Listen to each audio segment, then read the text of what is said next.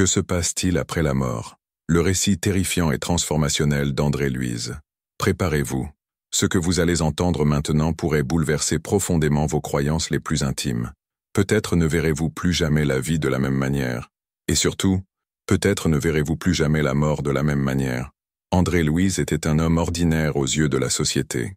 Un médecin dévoué, avec une carrière réussie, un foyer structuré, des responsabilités familiales et une vie remplie d'engagements matériels. Comme beaucoup d'entre nous, il pensait bien remplir son rôle sur Terre. Mais tout a changé au moment où il a fermé les yeux pour la dernière fois dans le monde physique et s'est réveillé dans un endroit qu'il n'aurait jamais pu imaginer. L'environnement où il s'est réveillé était simplement terrifiant. Un espace sombre, enveloppé d'une brume dense et lourde. L'air était suffocant, comme si l'oxygène lui-même portait la douleur et l'angoisse d'innombrables âmes en souffrance. André Louise ne savait pas où il était. Il ne sentait plus son corps, mais, en même temps, il continuait à respirer, une contradiction qui ne faisait qu'accroître sa panique. Et puis, le véritable cauchemar a commencé. Des figures sombres sont apparues autour de lui, des silhouettes déformées, menaçantes, qui l'encerclaient de cris de haine et d'accusations violentes.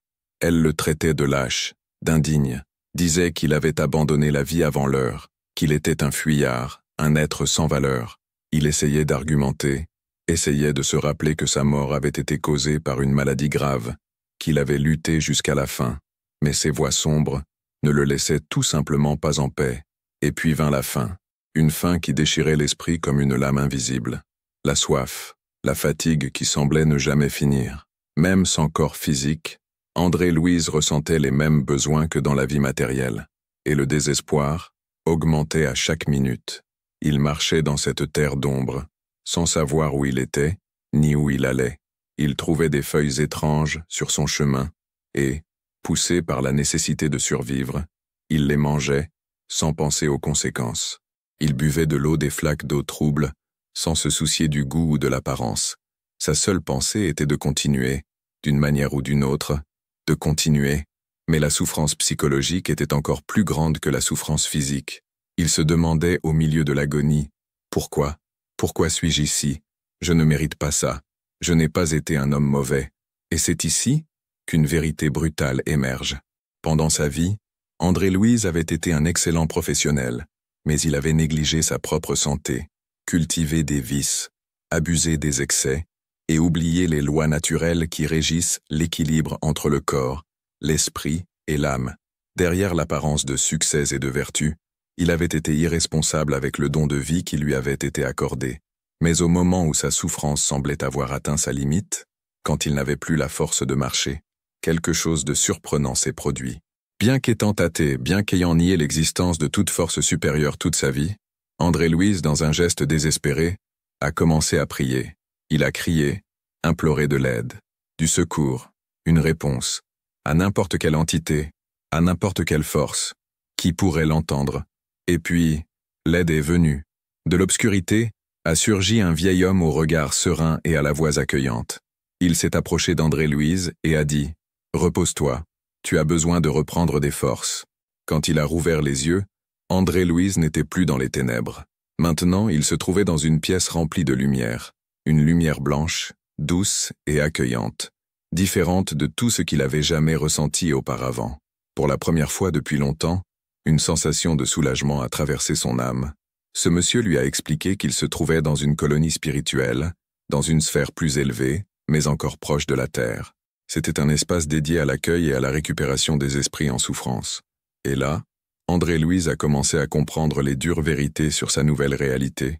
Chacun de nous porte dans son essence même un enregistrement précis de tous les choix, pensées, sentiments et attitudes que nous avons eus pendant la vie physique. Rien ne passe inaperçu. Aucune action n'est oubliée. Tout, absolument tout, a un impact direct sur notre réalité après la mort. La souffrance qu'André Louise a endurée n'était pas un châtiment divin, c'était une conséquence naturelle, une réponse directe à la façon dont il avait vécu. Et ici se pose une question qui ne peut plus être reportée. Comment avez-vous vécu votre vie?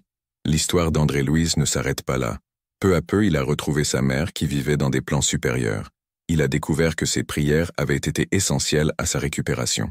En revanche, Il a également appris que son père, bien qu'étant considéré comme un homme de bonne réputation sur Terre, se trouvait perdu dans des zones denses du plan spirituel, en raison de son hypocrisie et de son manque de repentir. André Louise a été témoin de phénomènes grandioses. Il a vu de magnifiques projections spirituelles. Il a assisté à des réunions d'esprits illuminés. Il a entendu des chants célestes venant des sphères supérieures.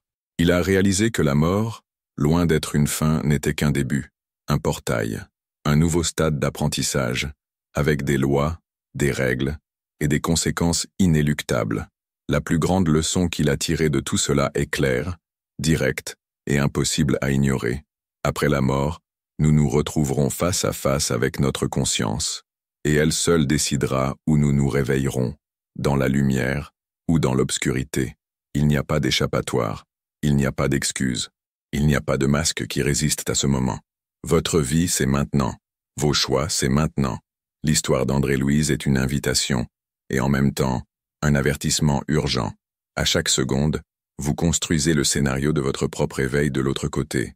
Et vous, êtes-vous prêt à affronter le résultat de vos choix? Si ce message vous a touché, ne l'ignorez pas.